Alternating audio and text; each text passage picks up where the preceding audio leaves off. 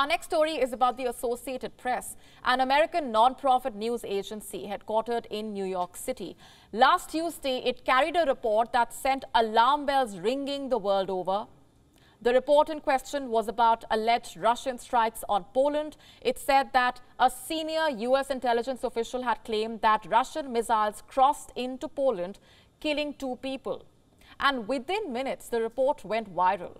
It was widely cited across the internet and television news. But the very next day, it was taken offline by the news agency. And why is that?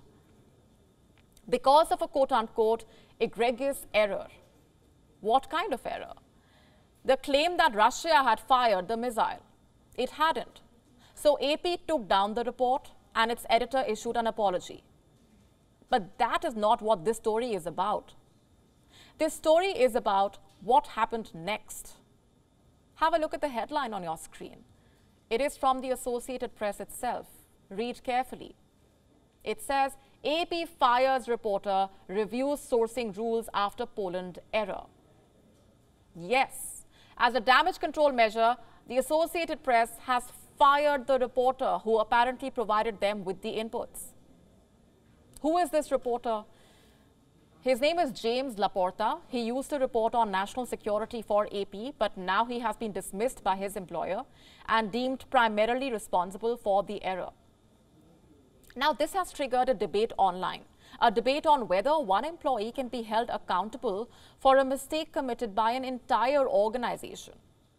Whether a reporter can be made the quote-unquote scapegoat for a mistake committed by his entire team. I say this because in the news business, a story goes through several checks.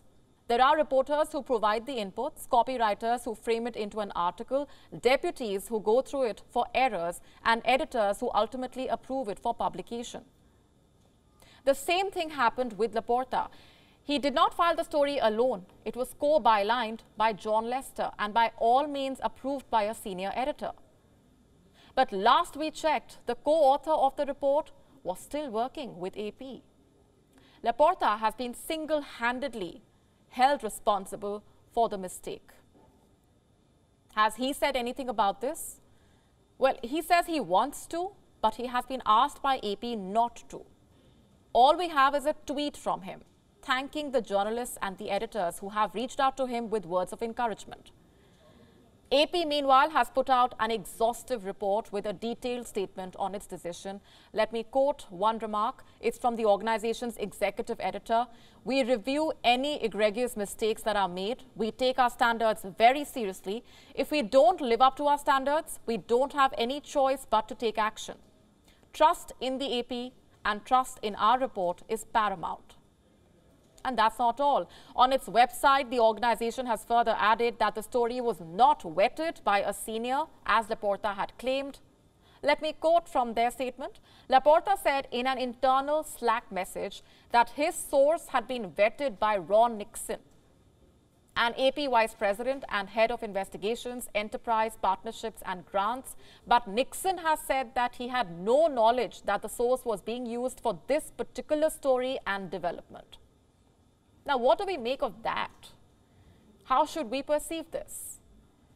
If the story was not vetted, why then was it published? How did it make it to the wire? Who gave the approval? What went wrong? These are all questions AP says it is investigating. Interestingly, this is not the first time the organization has been in such a situation. Back in 2013, it had fired a veteran Virginia politics reporter. His name was Bob Lewis. He was sacked for similar reasons, an erroneous report on a political candidate. And even then, the organization had faced similar criticism, mainly from the reporter's colleagues and friends, who called his firing an overreaction. 9 years on, AP finds itself in a similar situation. It carried an erroneous report, it fired the reporter behind it, and it is now facing questions on whether it overreacted.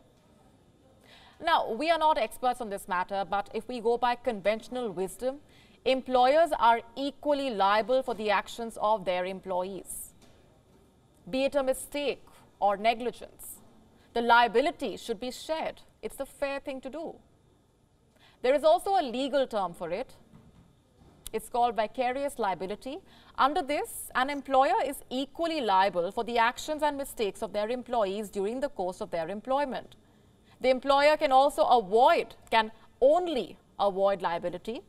The employer can only avoid liability if it presents substantial evidence that it took all reasonable steps to prevent the mistake or conduct of the employee.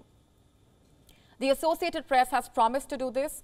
It says it is reviewing all aspects of the story, how it was handled, how it was approved, and how it made it to the wire. And here's hoping that it is able to present a solid case and counter the criticism that it is facing. WION now available in your country. Download the app now. Get all the news on the move.